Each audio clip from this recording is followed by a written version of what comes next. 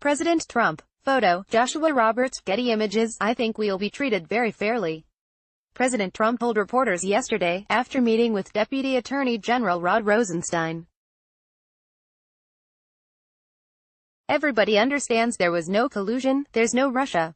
It was all made up by the Democrats. If Trump is going to shut down the Russia investigation, he is probably waiting until after the midterm elections, which he hopes will deliver a House Republican majority committed to protecting him from oversight or legal accountability.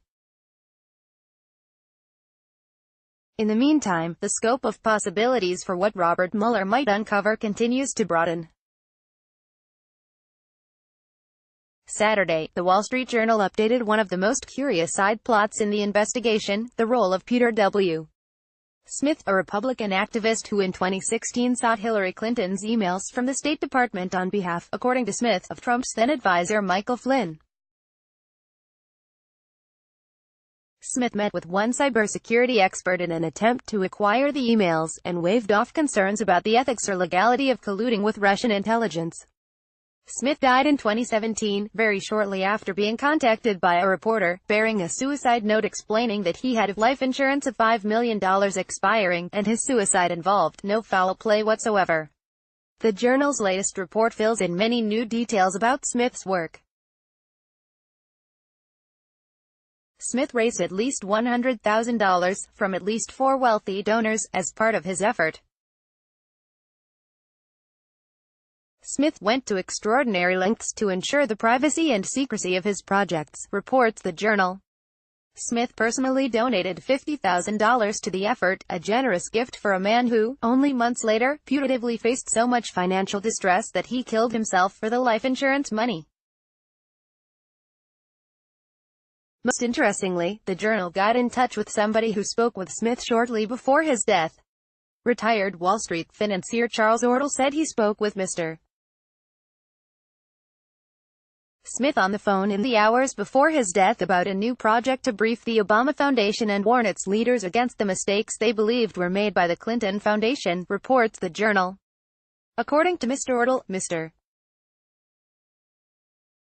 Smith sounded excited, and he began brainstorming who to contact and how to proceed, as Betsy Woodruff reported earlier this summer, and as Ryan Goodman noted, Mueller recently added to his team attorney Catherine Ricosi, best known for her work on violent crime cases. This would support the likelihood that Mueller is investigating Smith's death as a murder. It is obviously possible that Smith suddenly decided to commit suicide after this conversation without betraying any hint of his intention, and while sounding excited about a future plan. But it is looking increasingly plausible that somebody in fact killed him. Monday, The New Yorker published an investigation by Dexter Filkins into the connection between the Russian Alpha Bank and the Trump Organization. The story was originally broken by Franklin Foer in the waning days of the 2016 campaign, and its basic contours have not changed very much. Computer scientists discovered patterns of suspicious traffic between the bank's Moscow office and the Trump Organization during the campaign. When New York Times reporter Eric Lichtblau inquired with Alpha Bank in September 2016, the Trump Organization quickly shut down its server, suggesting the two were in close contact. The knee was hit in Moscow, the leg kicked in New York, a computer scientist told Foer. Some experts have disputed whether the server was used for any real Moscow Trump Tower communication, and a host of observers have treated the possibility as a crazy conspiracy theory. Filkins, frustratingly, does not resolve the question either way. He produces lots of deep circumstantial evidence and credible testimony suggesting the server played some role in collusion between Trump and Russia, but not enough to prove it. If there is a smoking gun here, it will probably require testimony from one of the people involved in the campaign. We have no indication that that kind of testimony is coming, but then, we have no indication of anything Mueller is up to, nor have we had much indication the entire time he's been investigating. The final and perhaps most intriguing development is last week's explosive New York Times account of Donald Trump's fraudulent tax schemes. What makes this report so extraordinary is that it breaks new ground on a figure who has been in the public eye for 4 decades, on matters at the very center of the source of his fame. It has not been known that Trump received hundreds of millions of dollars in payments from his father, nor that his methods included, according to the Times, outright criminality.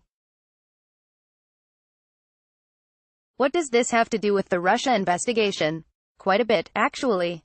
It shows that Trump is willing not merely to skirt the law but to blatantly violate it. It reveals that he has been able to harbor enormous secrets even in the face of constant media coverage. And, most directly, it raises unanswered questions about his mysterious financial methods.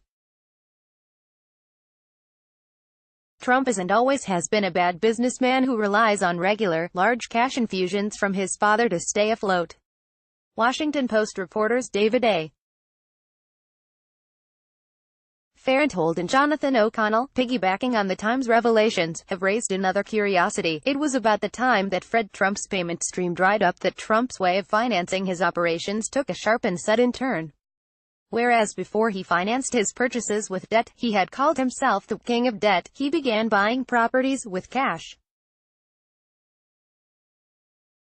It is unusual for real estate developers to make cash purchases, given the incentives they normally have to finance with borrowing.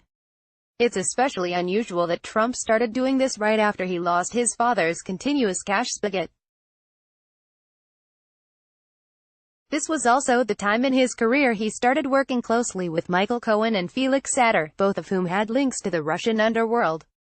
It might feel like the Russia scandal is slowing down, as the stream of indictments halts before the midterm elections. In reality, the conclusion might not be anywhere close.